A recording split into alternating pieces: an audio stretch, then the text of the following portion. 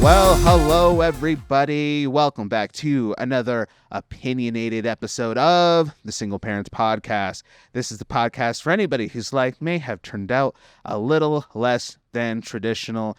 You got Anthony here. You got Steph here. We're chilling on her couch, just catching up because, we caught up on an hour's worth of stuff. Yeah. But I need to ask you about the fact that you just got back from a girls' trip in Vegas. Yes. So the first thing that we're going to do is I'm going to stick up my hand and I'm going to have you give me my souvenir from the trip.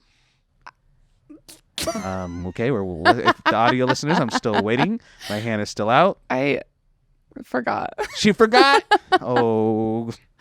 I did look. Okay. I was looking, but then it was just like so many things were happening and I was like, I don't know what to get. Like, do you just get the boring Vegas shot glass? Right.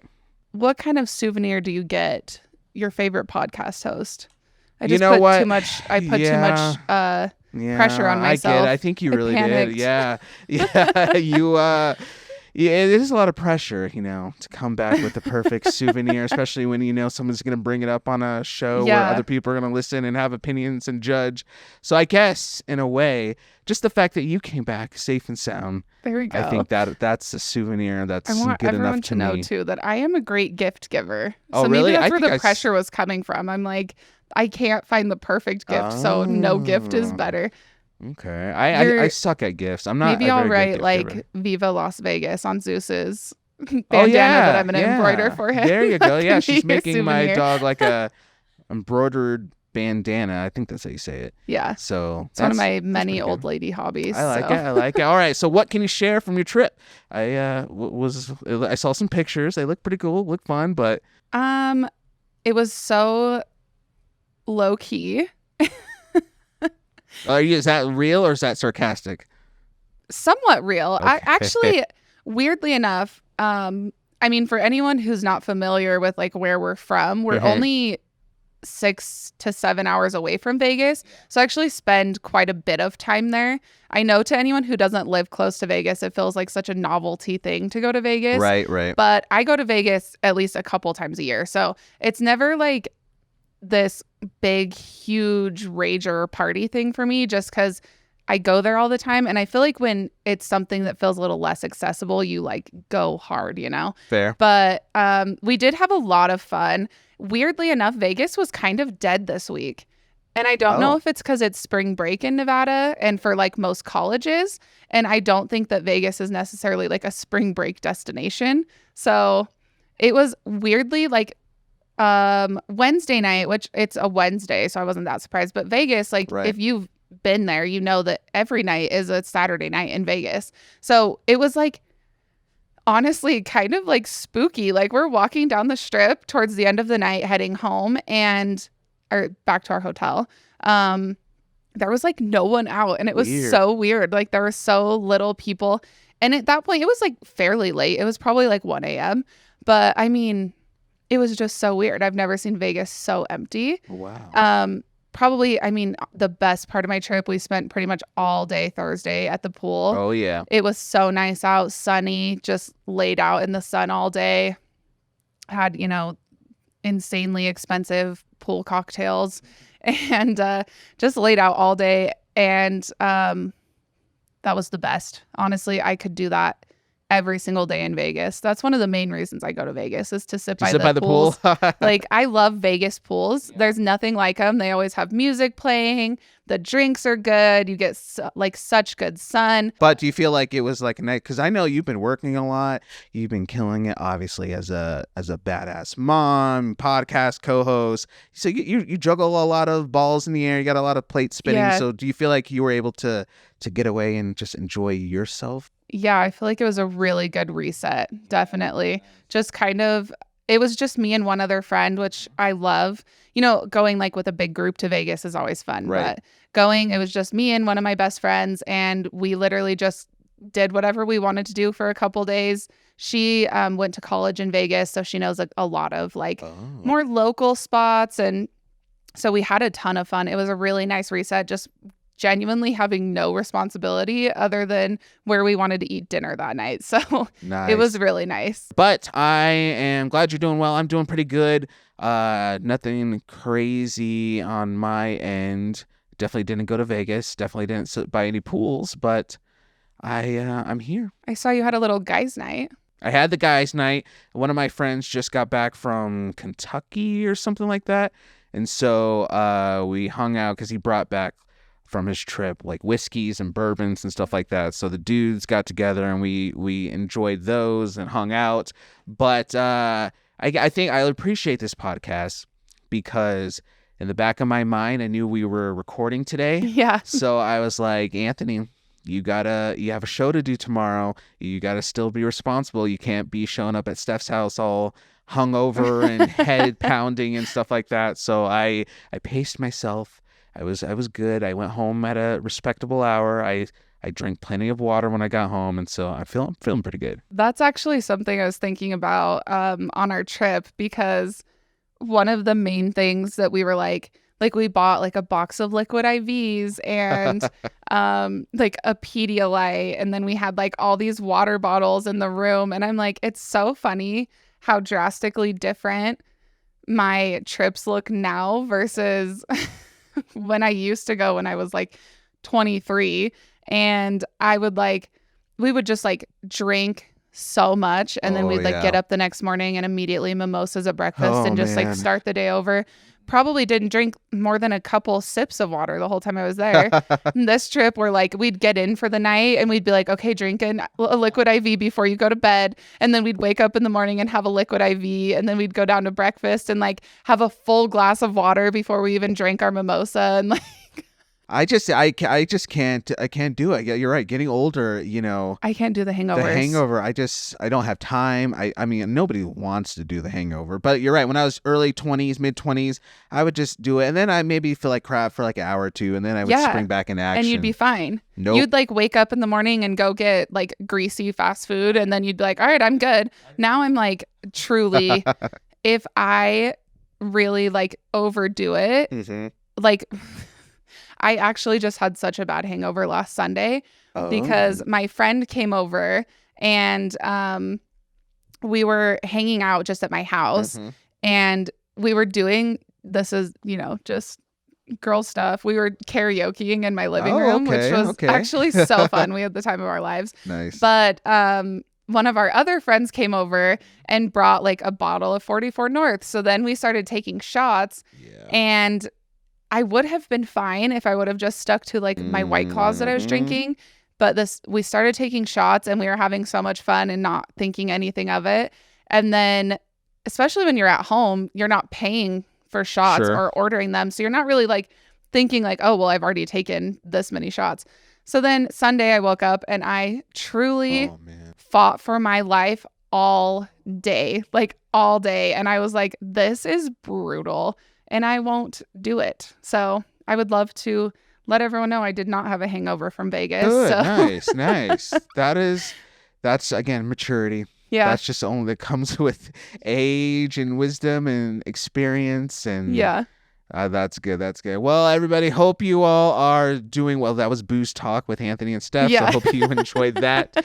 We're excited to have you all join us today, especially because we're going to get into really the whole basis of this episode actually is centered around you all and your involvement with the show and things that you've shared as you hopefully appreciated the show, listened to the show. So this episode really in particular is only made possible by you. So thank you. We love you. Hope you're doing well. And if you're not doing well, it's cool. We all go through those times. Just know that your friends here, we see you. We love you. You got this. And we're going to keep treading along with you through the highs and through the lows. So we appreciate you.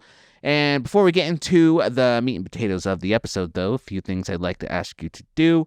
The first thing is perhaps if you feel so inclined to do so, you could leave a review on the episode, whether you're listening on Spotify or heck, even like YouTube or wherever. Just let the algorithms know the show's legit so it can pass it along to more people and we can keep building this community that we have here.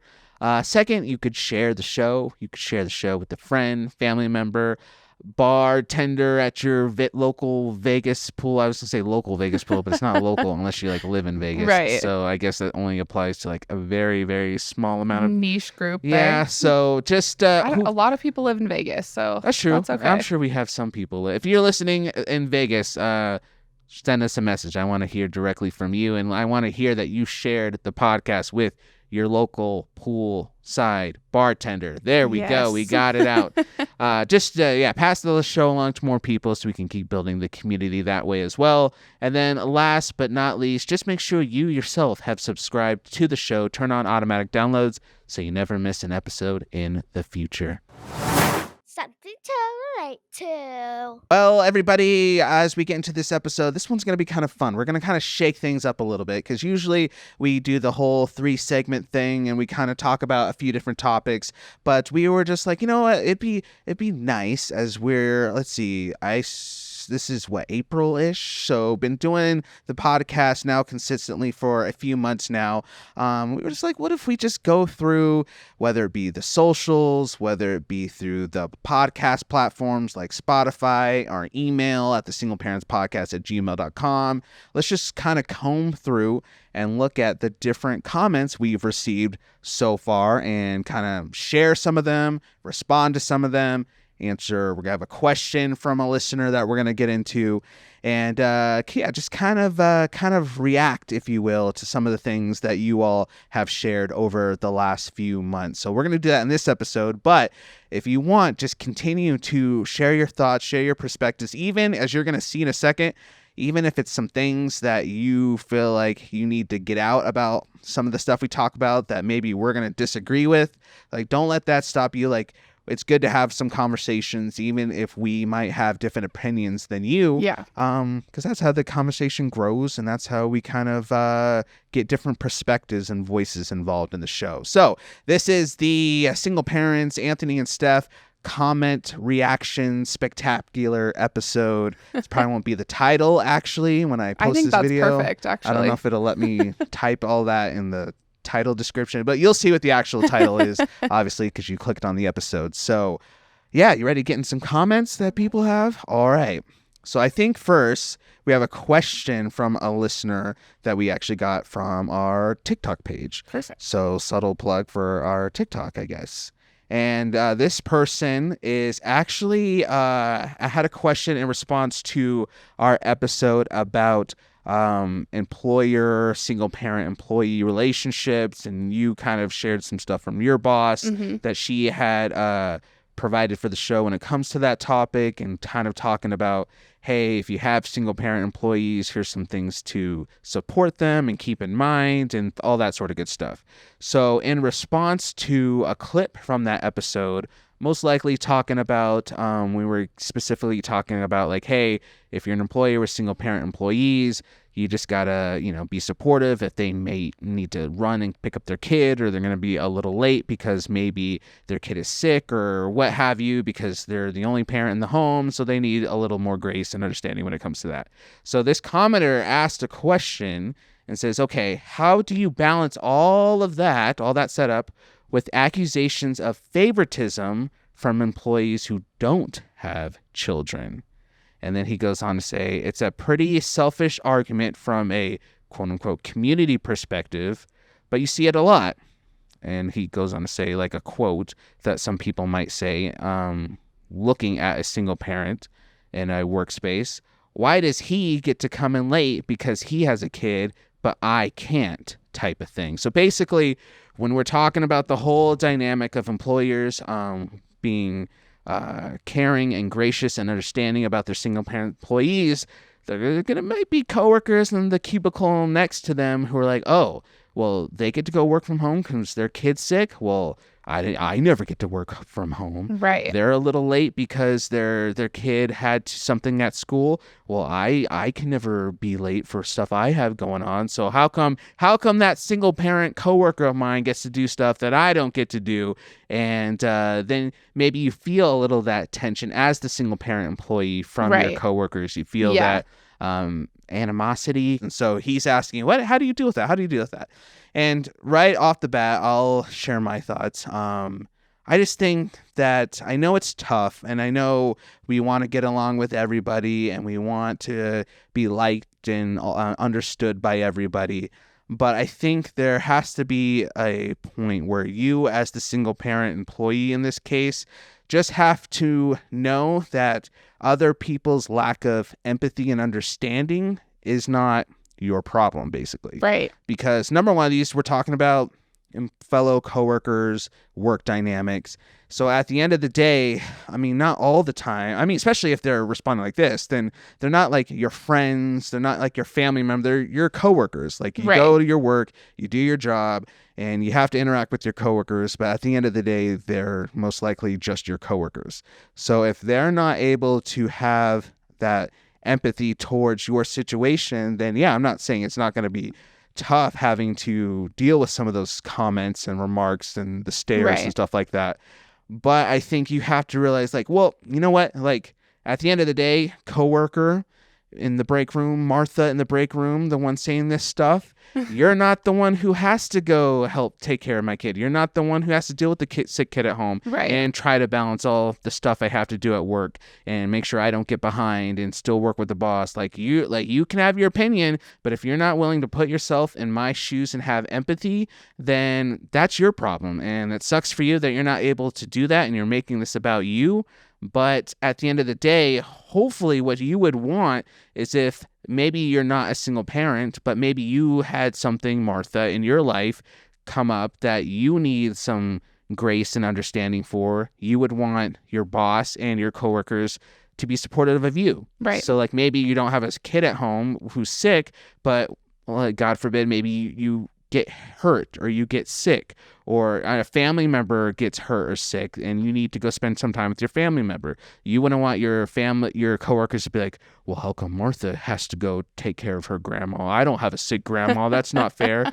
Or you just keep passing it on, because then if you're not going to be sympathetic at all, then where does the line end? Because there's maybe not all employees are single parents, but there's employees who do have different health things that need a little grace. There's employees who maybe have like special needs when it comes to mental health stuff that they need a little grace and understanding for. So are you gonna shame the person who has a doctor's appointment because they have this illness and they need to leave early or take extra time on their lunch break and be like, well, how come that person gets to take 20 minutes after lunch? I'm not sick. I'm not this. I'm not like, no, like, so I just think at the end of the day, you just got to do what you got to do. And, if your coworkers don't want to have a little empathy, that sucks for them. I don't know. What are your thoughts? Yeah, I totally agree. And I think it really comes down to if people would realize that having this type of workplace community actually makes it better for everyone. And it kind of touches on what you said as well. Whereas like maybe you don't have a kid, but if you have an understanding boss, that does mean like, you know, I have this really important doctor's appointment that the office closes at the same time we do, so I have to go during work. If you have a boss or if you're an employer and you have fostered a workplace like that, it benefits everyone. So, and no matter what, even if you do have a workplace like that, there's always going to be that one person, you know, there's always going to be the one that's like, poor me, like I'm so picked on. And kind of like what you said, they're your coworker. Yeah. You don't owe them anything other than you doing your job and fulfilling your duties. Mm-hmm. And I think that the biggest thing is being upset that someone else is going to work from home, say, because their kid's sick. Right. Number one, I would love to see you work while cleaning puke up off the bathroom floor, because I've done it. Yep. And I promise you, I would have rather been at work. Yep. Okay. So I think that, and a lot of times, I mean, in general, people have a really hard time, especially if you don't have kids, you have a really hard time putting yourself in those shoes. And I think that's where the lack of empathy comes from, because if you as the employee have the flu, mm-hmm. somebody else who's had the flu can have empathy for that, because they're like, oh my gosh, like last time I had the flu, it was awful. You can find that empathy because of your own personal experience in it. If you don't have kids and you don't no, I mean, maybe you don't even have friends who have kids or anything. That probably, I guess, would be hard to put yourself in those shoes and be like, oh, you know what? Yeah, like they're probably not having a good time right now. Right. Because you don't know what it's like to take care of a sick kid and also try to work while you're doing that. So, but I mean, it really comes down to maybe trying to relay to them that like, this is not me goofing off. Like I'm working, I'm doing serious things. Like, and when it comes down to it, your schedule and what you're doing is between you and your boss. Yeah. So anybody else who has anything to say with it can suck it up, honestly, as far as I care. Maybe that's rude. I just don't think at the end of the day, you don't owe anything to anyone other than fulfilling your duties as an employee and being a good team member. But other than that, I mean, if somebody just wants to be negative all the time, sucks for them. Don't let it drag you down. Yeah, don't worry about the people who, because you're right. I think you would think that the other employees would be encouraged themselves by seeing the fact that their boss is so understanding and will work with you, because then this would be for me, say I wasn't that single parent employee in the office. I was just, regular Joe. I would be like, okay, well, say a day happens when you go out to start your car and you see you have a flat tire.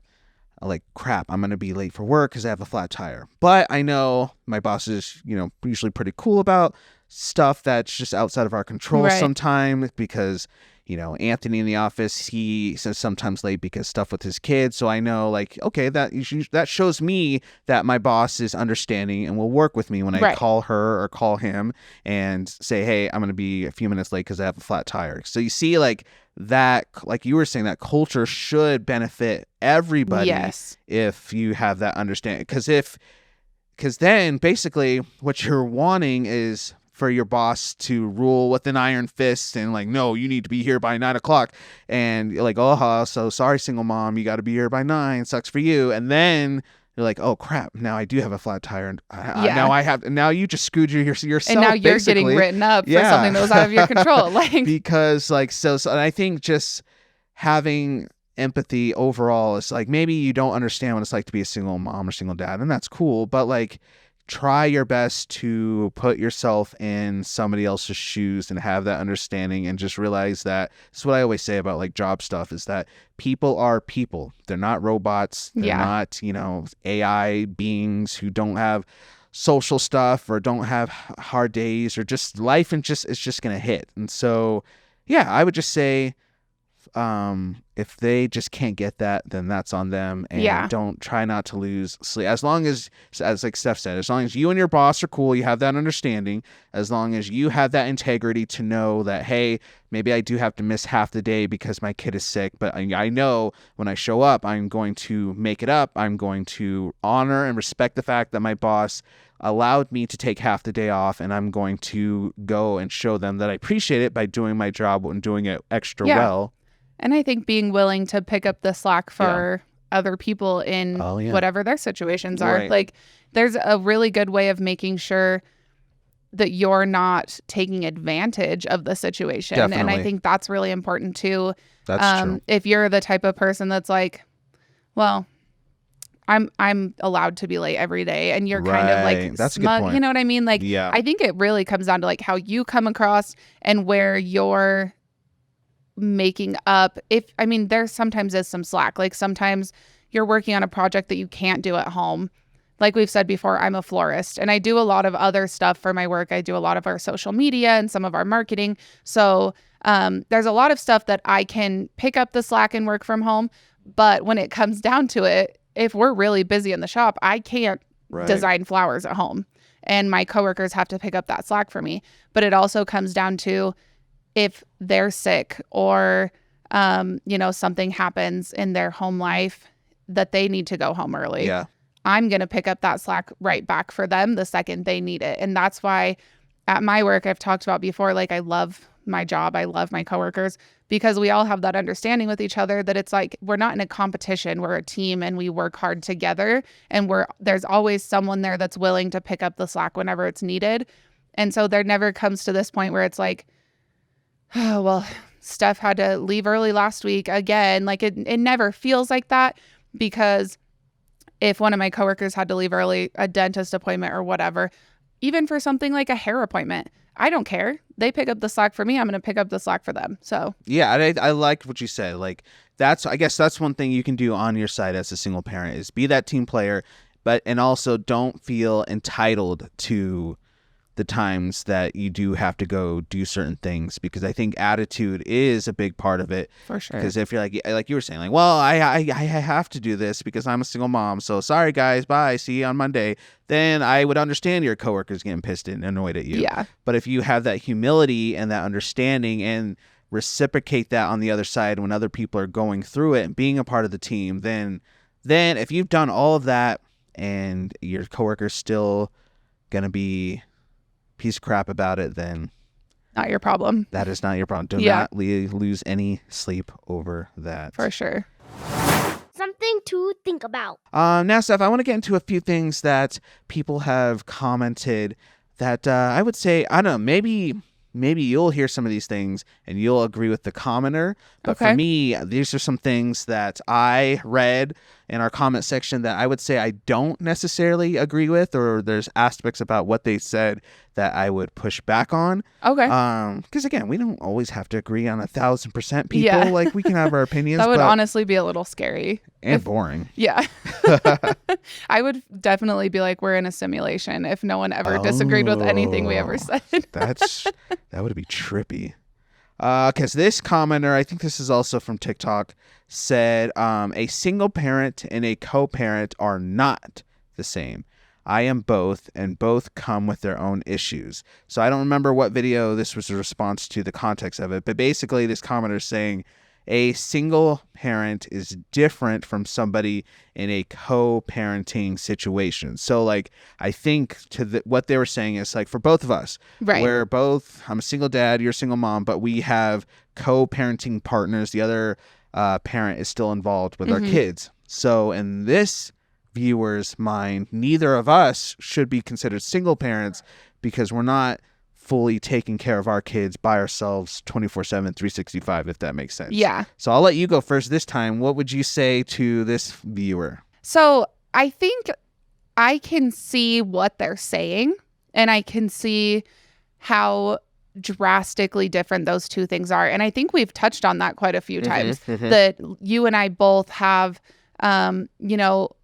that couple of days of, adult only time where our kids are with their other parent. And we also realize how much of a benefit, I guess, how much of a benefit that is for us. Sure. But I disagree with not, I guess, gatekeeping the term single parent. I am 100% a single parent. Right. I live in a house that I pay 100% of the bills on.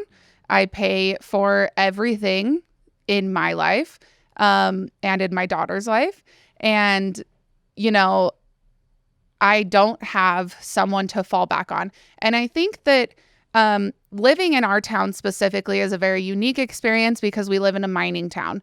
And I'm not going to get into all the specifics of mining and their schedules, but my daughter's dad, when he's at work, he's gone for 14 to 16 hours a day. Right. And he's also over an hour bus ride away. So when it comes down to it, when my daughter is with me, I am truly on my own. There's no calling him and being like, hey, my daughter's sick at school today. I can't get out of work. Can you go pick her up? That's not happening for me because he can't drive his car home. He's 2 hours away. So I guess maybe gatekeeping is the right term. I understand the difference between being, and I think you've used this terminology before, being an only parent in your child's life, right, versus being a single parent that's in a co-parenting relationship. And I do also understand that each side of those has its own unique problems and kind of obstacles to overcome. But I would say, sorry if this is harsh, I think you're wrong for saying that people who are in a co-parenting relationship shouldn't be allowed to be considered single parents, because at the end of the day, I am a single woman who is raising a child by myself, other than the couple of days every other week that she's at her dad's house. I don't receive any help with parenting when she's with me. So I am doing it solely as a single mom. So that's how I feel about it. Yeah, I 1000% agree. I often say, make sure I get the phrasing right. All only parents are single parents, but not all single parents are only parents. So yes, to maybe the viewer's point, maybe this is what she was getting at, because again, this is just a comment, so maybe I took it out of context. But to their point, yes, I agree. There are people who have their kids literally all the time because maybe the other parent has passed away, or they just like said, screw it, I'm out, I want nothing to do with this kid, and they just literally bounce from day one. They haven't been there, and so it's always been this parent. There are a lot of challenges and obstacles and specific things that person has to navigate for sure, compared to someone like us in a co-parenting situation, where we can like go on trips to Vegas and hang out with the boys whenever our kids are with their other parents and stuff like that. And so 1000% get that. But just reiterating everything you said already, like that doesn't change the fact that we are still single parents. Yeah. And one thing I don't understand, if this truly is the viewer's point, is then, well, where do you draw the line when determining who is exactly a single parent? Right. Because are you going to tell the mom whose relationship with her kids' dad is that the dad gets to see the kid once a month on the weekends, so like 2 days out of the month, or maybe every other weekend or something like that, so 4 days out of the month?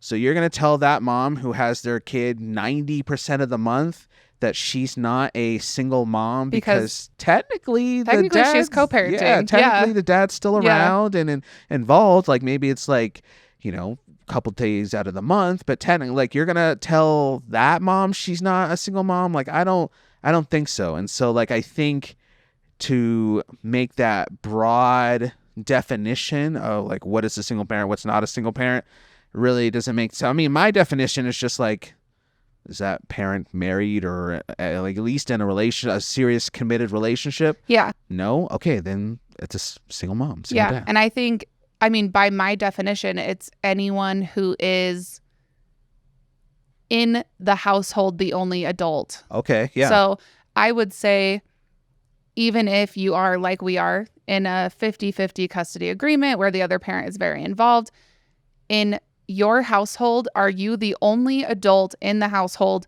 responsible for all of the childcare, bills, anything that comes along with your household? Then you're a single parent. That's how I look at it. And I do think that maybe, like you said, maybe the context we're taking it in is a little different than how she meant it. But I think maybe the way I would word this comment is being an only parent and being a parent in a co-parenting relationship are very drastically different. Oh yeah, definitely.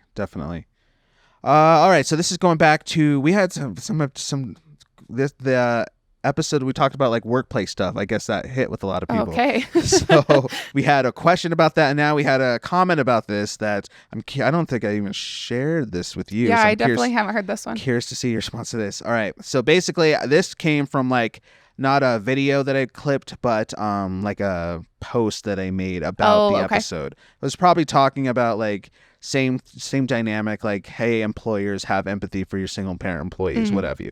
And somebody commented, nobody's responsible for you, talking to single parents, nobody's responsible for you deciding to have kids and not being able to afford it. Oh. Here we go. Why be a P? I don't know what this means. Why be P? Whatever. Why something at the workplace, or maybe she meant, why should the workplace need to acknowledge single parents? They don't get special treatment for deciding this life. So I guess that, but I know this kind of goes into like a bigger conversation when I've heard people make about single parents, is that, you guys chose this, so I don't want to hear how hard it is. I don't want to hear how expensive it is doing this. I don't want to hear how, lonely and exhausting and all this stuff, because you guys chose this life. You should have just either made it work with the other parent, or you should have not had kids if you weren't going to be in it. Like, what's your response to that, please? I'm just going to make a wild guess. I haven't seen this comment. I don't know who posted it. My guess is going to be that this is someone who's from maybe an older generation. Maybe. And I'm just saying that in a generalized way because a lot of times that I see comments like this, it is from someone who's a little bit older. First of all, I think your comment is a little condescending and rude, but thanks for engaging with our post. Yes. We'll take that engagement for the algorithm, baby. I think the biggest thing is, and, there are always outliers to every situation. There are people who, choose to go like the IVF route and do choose to have a kid by themselves and do choose to be a single parent. And that is an active decision that they've made in their life. And I don't think anyone makes that decision lightly. Mm-hmm. But I would say for a fair 90% of single parents out there, nobody went into having a child with the plan of doing it by themselves. Nobody. There was never 1 second in the time that I was like, I want to have a baby. I want to have a family, that I was like, I hope one day I get to do this by myself. Right. Ever. Like, I never was like, I hope me and my daughter's dad get divorced because I would love to be a single mom. Like, nobody's thinking that. So I think that that's just such a silly comment to make because there are so many situations that cause someone being a single parent. And what it comes down to is you don't know someone's story and you don't know someone's life. You don't know if maybe, like you've said, like maybe their partner passed away and now they are a single parent. Maybe they were in an abusive relationship and their only choice was to be a single parent and to escape that situation. Maybe their marriage just didn't work out. And that's fine. Like, there's nothing wrong with being a single parent. And I think that it is so self-centered to say, well, why should we care that you're a single parent? That's not our problem. That's your problem. You shouldn't have had a kid if you couldn't afford it. Well, you know what? Maybe you should not say any more words. I don't know. I agree. Yes and amen to everything you just said. So I guess like I always ask people, in my head, I guess. I want to start asking this out loud to people I hear say this. I want to ask them, so like, is your preference that, let's say if it is a toxic, unhealthy, unsafe relationship that the two parents had with each other, so your solution is for them just to keep living in that? That's what's healthy and best for the kid. Yeah. Like if it's an abusive relationship. So you're saying like you should just stick it out for the kid. Like it's going to be worse. It's only 18 years. It's be miserable. Your kid. Oh my gosh. Like that's your solution. Or like you said, or maybe it's just you got into a relationship with somebody and maybe they showed you a side of themselves that you did genuinely fall in love with and think, no, this is my person. I can build a life with this person. And then that person just turns out to be a completely different person than you thought, and they just leave or whatever. So like you said, not a lot of people go into these relationships thinking it's going to turn toxic or they're going to bounce or cheat or do all these things, but that happens. And so, let's just put all that aside though. I feel like maybe this is not the Anthony and Steph reading comments, spectacular palooza, whatever I said earlier. Maybe this is like a episode about empathy, but let's just say if it is a person, because there are people like this, like you said, I know people like this who legit are just like, hey, I want to be single and I want to be a mom or be a dad. I'm fine being a single mom, single dad. Yeah. What if they said I did choose this for sure? Yeah. So does that mean we still don't extend empathy to them at all because they did make a choice? Like, why is it so hard to look at somebody, regardless of their situation, and be like, whether they chose it or not, be like, hey, like, I understand that it's not always easy for you. I understand that some days you're going to have rough days and, you're going to need to vent a little bit. Why is it so hard to respond like that instead of saying, well, you chose it, so sorry, your life is hard for at least this day? Because they might not even be, because even in that episode, we weren't complaining about being in single parent employees. At all. We were just saying like, hey, like this is the reality. So some days it's going to look like this.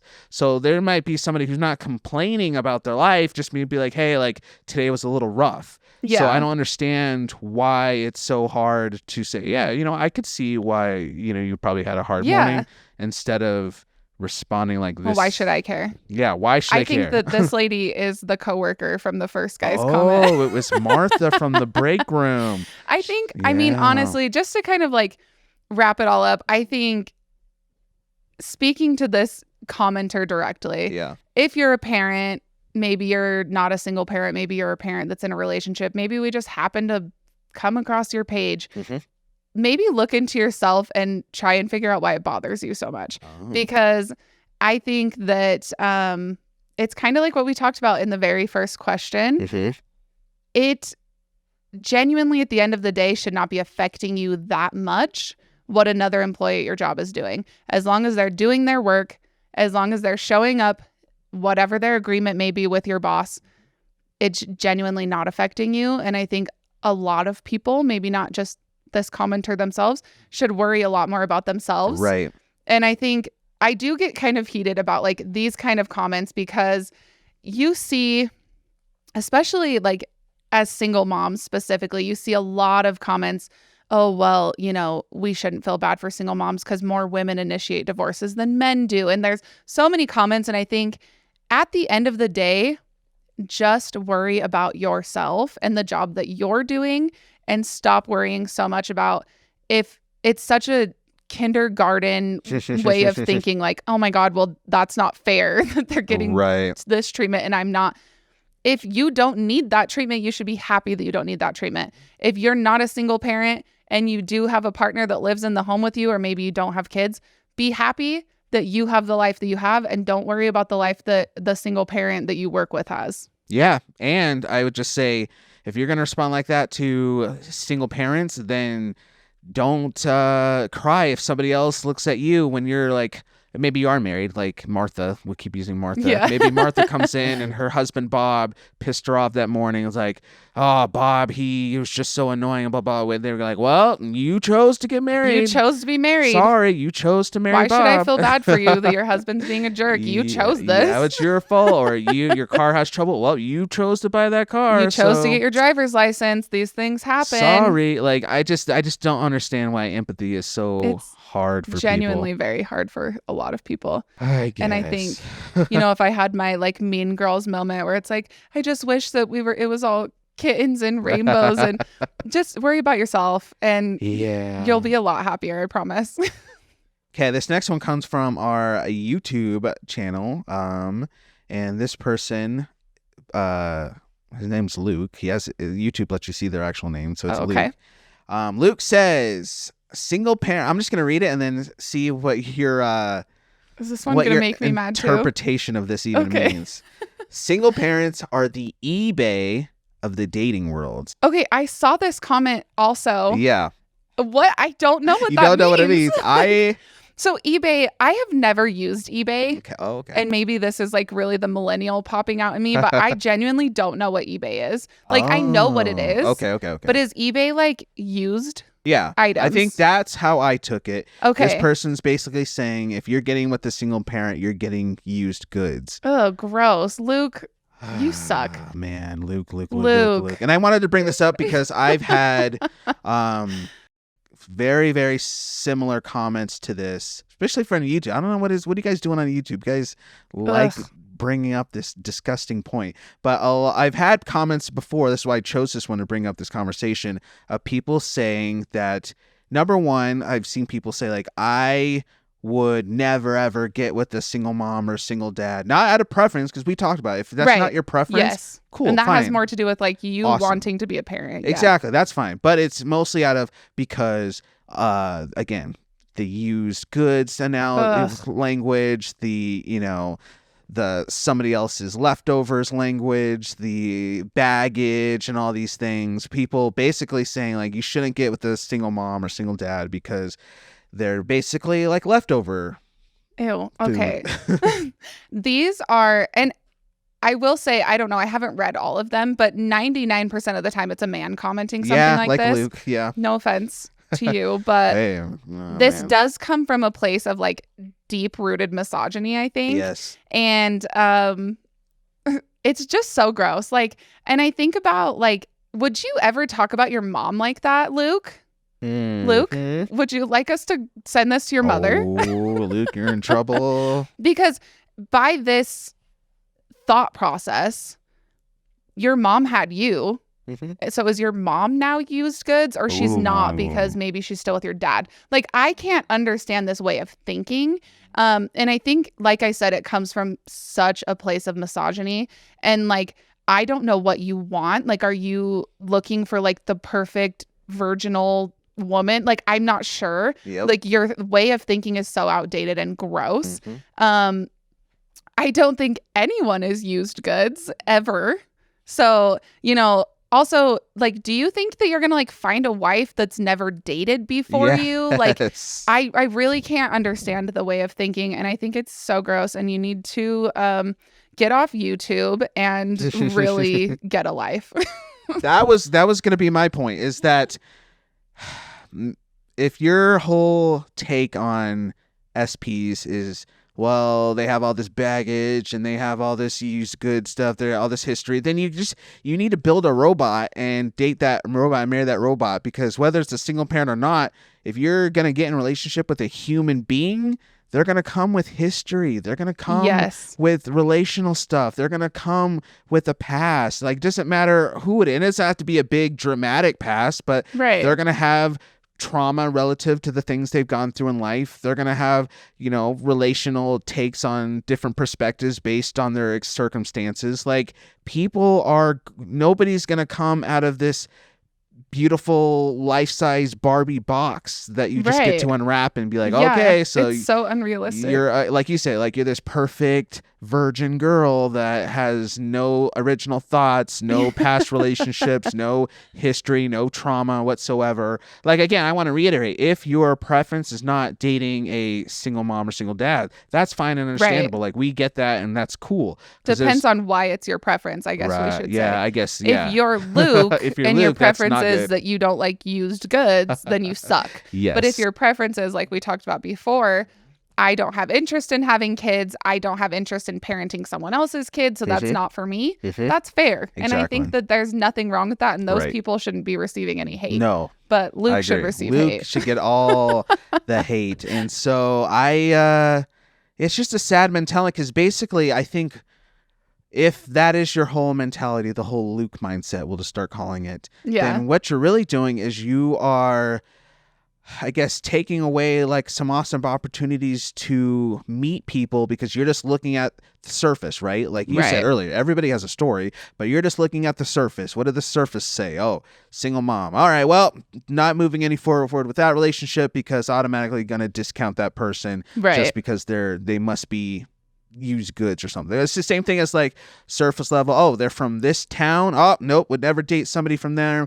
Or they lived in this amount of wealth growing up. They lived like in poverty growing up. Nope, not gonna date that person because I need to be somebody. Like, you're just basically putting everyone into like a little box. You're basically saying you are just this one thing. You're just from a poor town, or you're just a single mom, or you never went to college, so you're uneducated, or maybe you have this physical attribute about yourself, and then you're just really just pigeonholing people into one little thing. And it's sad, because you're going to miss out on a lot of possibly awesome relationships with people if you just label them one thing and only see surface level stuff. So anyways, something to be encouraged by. Let's end with sharing some nice comments that we've gotten from people, because this was, man, I really appreciate these comments, because as we've been doing the show and kind of figuring out like what we want this to be,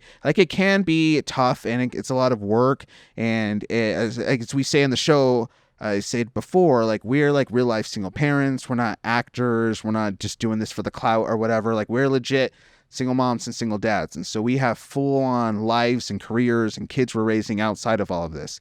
And so it can just be tough sometimes. And so whenever we get to read some of these comments and messages from like the ones I'm about to read, I don't know, at least for me, like it's really encouraging and humbling, because it just shows that even though this podcast isn't like the biggest thing in the world, and we're not like Call Her Daddy or anything like that, like, we're hopefully through just us getting behind a couple of mics and a camera, encouraging people out there. And that just, for me, it just makes me feel pretty good. So I am excited to read a few of these. So this one comes from, I think, TikTok. This is from Bree. She says, not a single parent anymore, but I'm so thankful you guys are shining light on these topics. And I guess this is when we were talking about like assumptions. Okay. Assumptions ruined my self-esteem as a young mom. You guys are awesome for helping people understand. I don't know. What are your thoughts from Bree? Yeah, that's a pretty awesome comment. I think that's partially like why we wanted to do that episode, because I think I can see how it really does like hurt your self-esteem a lot, and it can make you almost second guess yourself sometimes in the decisions that you're making when it comes to being a single parent.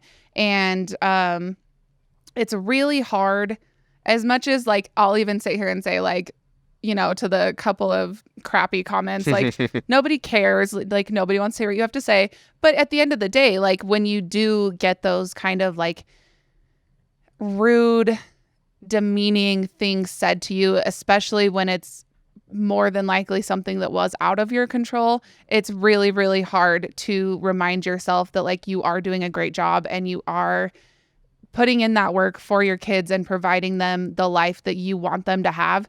And I think that a lot of single parents need to hear more often that they are doing a great job, and that the stereotypes surrounding them as a single parent do not define them. Definitely. I agree. Because if you think about it, if you're somebody with actual empathy, if you're like Martha or Luke or some of these other trash people we talked about, then you just do your thing. But if you're somebody with actual empathy and you have a single parent in your life, friend, family member, whatever, or even a coworker, think about the fact that for the most part, most likely, they are doing their thing with their kids at home by themselves. And so their kids, depending on their age, I guess, like they're kids. They're not going to always walk up and be like, thank you so much for taking care of the house and paying the bills and for getting me to school on time. Like they're just kids. I would faint if all of said that to me. Oh my gosh. If my kids said that, I think my kids will say that, but they'll do it when they see I'm like stressed and at my breaking point. And they're like, we got to say something nice to dad. Otherwise he's going to like, his brain's gonna explode. Olive will like, you know, in the little kid way, like you saw like the picture she colored me the other day that was awesome. Like, it said like, it was so cute, like literally, maybe we'll put a picture of it on our Instagram or something, but it just said like, Mom, thank you so much for loving me. I love you so much. And I was like, literally, I was like, I'll cry right now. But I think if she like, I guess in a little kid's mind, like they're not going to be like, hey, thanks for doing the dishes. Right. Like they don't think about that. That's just their norm. Like I eat the food, mom cooks it. Like that's exactly like the normal. But it is like to your point, it can be hard to never have that. Like maybe in a relationship, you have like the, hey, thanks for making dinner tonight, or thanks for doing the dishes. Thanks for keeping up on the housework. Whereas like as a single parent, I'm like high five myself when I have a successful night. I literally go in the bathroom and high five myself in the mirror. Like I'm like, I crushed it today. Yes. And so like, again, if you're empathy, just maybe reach out to your single parent friends and be like, hey, like I just want to see, I see you, man. And not even like genuinely do it. Cause I know like, especially social media, it's easy to like respond on there, be like, hey, cool picture, you took your kids to the park and whatever. That's nice. But if you out of the blue, just be like, hey, I just want to hit you up. Just want to say like you're doing a great job. I know what you're doing is not easy and there's tough stuff that comes up, but I just guarantee if you did that, it would mean the world to them, because we are hearing we as single parents hearing a lot of stuff from the Lukes, from the Marthas, that as much as we're saying, like you said, like, hey, just kind of brush it off, forget those people, trash, like it still hurts and it still gets to you, and we understand that. There's always those moments, you know, when you get too deep in a TikTok comment thread and you're like, I should have quit reading because now I'm feeling real bad. Oh, yes. All right. And this next comment comes from somebody from Spotify, actually. Because I don't know if you all knew this, but if you went to our account on Spotify, sometimes there's like polls and stuff that I'll put up, just kind of get your feedback on different things for the episode. And so this listener did that on Spotify, but it was particularly the episode that I did. I think this was BS. before Steph. This is before Steph's time. This is when I was solo, but I did an episode reading a basically like a letter that a single mom wrote to like other single parents out there. So she responded to that episode saying, "As a single mom of soon to be 3 kids, sometimes it can be overwhelming, tiring, and hard at times. I really love how raw her emotions came flooding out. I really needed to hear this today." That makes me feel really good, because for being candid for myself, sometimes as somebody like doing the show, it can be really easy for me just to like put it out and see the numbers coming back, like who listened on Spotify, who listened on Apple and YouTube and all these things, and be like, okay, well, that's cool, but let's get those numbers up and let's spread the show and let's share and do these things. But this was humbling for me to read, because it just showed me that each one of those numbers that I see on our back end are not just numbers, but actual people. And like you said, people with stories. And so for myself, that just makes it so worth it doing the show, to where even if like I did that whole episode that one day and it only, I think maybe I said this in the episode, if it only like reached just one person who it really needed to go to, then I would consider that a win. I think I said that in the episode. I'm just now realizing. I think you did. And then I'd read, that's pretty cool. I'm just now putting that together. Yeah.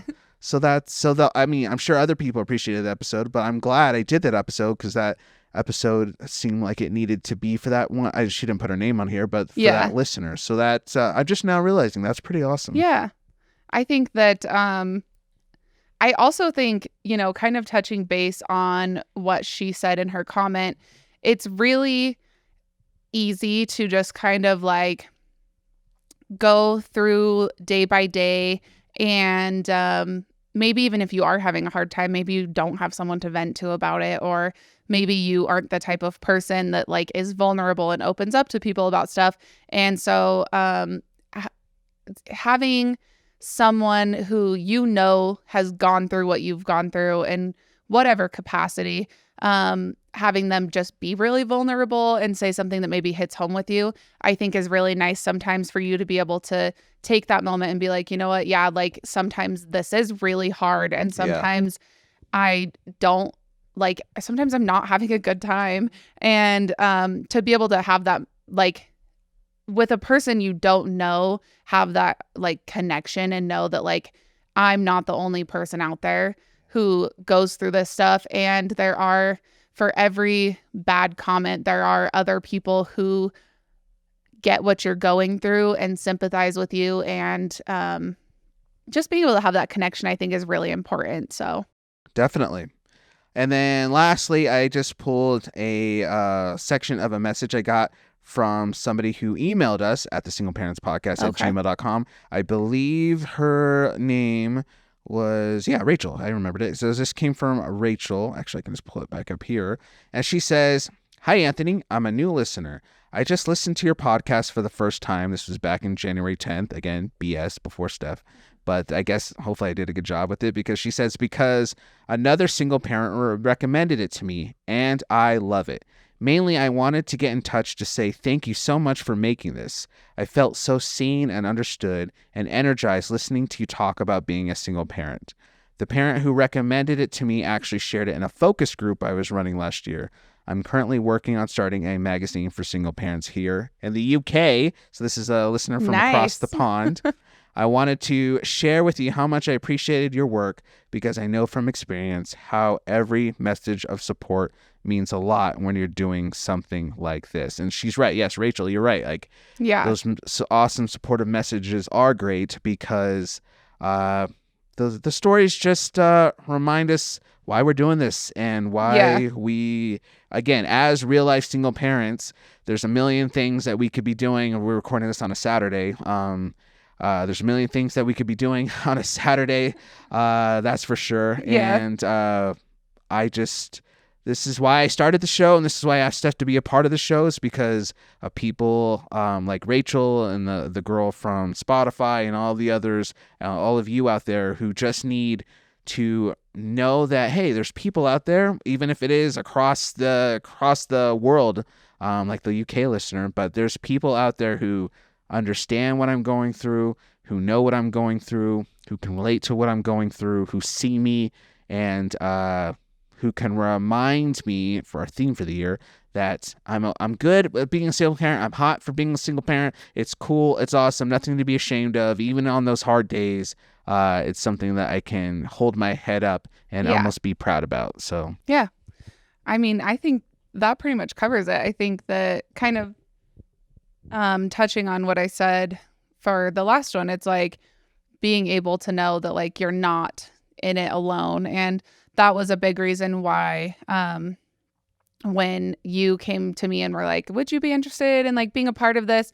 I'm like, yeah, actually, because and it's like you had asked me like, oh, do you know a lot of other like single parents? Like, you have any other friends? And I'm like, not really. So as much as like I've raved about my support system, which is amazing, I don't have a lot of people who can relate when it comes to the specific struggles of being a single parent, or maybe, you know, a situation in my co-parenting relationship. Like I don't have a lot of people directly in my life that can relate to me with that. And so I think it's really nice to be part of this community that you started building of other people who, you know, when I say something, they're like, you know what? Yeah, like that's exactly how I feel. And I think that that's a really nice connection to be able to build with other people. Awesome. Well, yeah, that's good. I'm glad we ended on that note. I appreciate you, and I appreciate all of you out there for being a part of this community. I'm glad we're growing. I'm glad to see that this is reaching people and encouraging people, and it just really makes me excited for the future and the things that we want to do with the show, where the show could go. We'll see, but we're super, super thankful. So yeah, thank you all for being on this journey with us. Keep using the socials, the email, keep sending your comments. Maybe every once in a while we'll do an episode like this where we respond to some of the comments just kinda to make touch sure. Base. Just to make sure it's not just us two yapping at each other and yapping at you. Like, we want your voices in here. So we appreciate that. All right. Well, I think that's going to get ready to do it. I don't have my kids tonight, and they're with their mom. And that means I get to have Chinese food for dinner because my kids don't like Chinese food. So I can't eat it when they're at home. That's like a crime. They complain. And so I can only have it when they're not at home because I don't want to hear them whine about the fact they don't like it. And so I'm going to go get Chinese food. I think you're going to go pick up your daughter and hang out with your daughter. Yeah. She ditched me for her grandma today. She needed the grandma time. Yep. So I'm going to go get her and we're going to hang out, which will be great. But all right. Well, we're going to go do that. You all go do what you got to do. And don't forget to circle back around next week for another episode of the Single Parents Podcast. In the meantime, you all out there, just stay beautiful. Bye. Bye.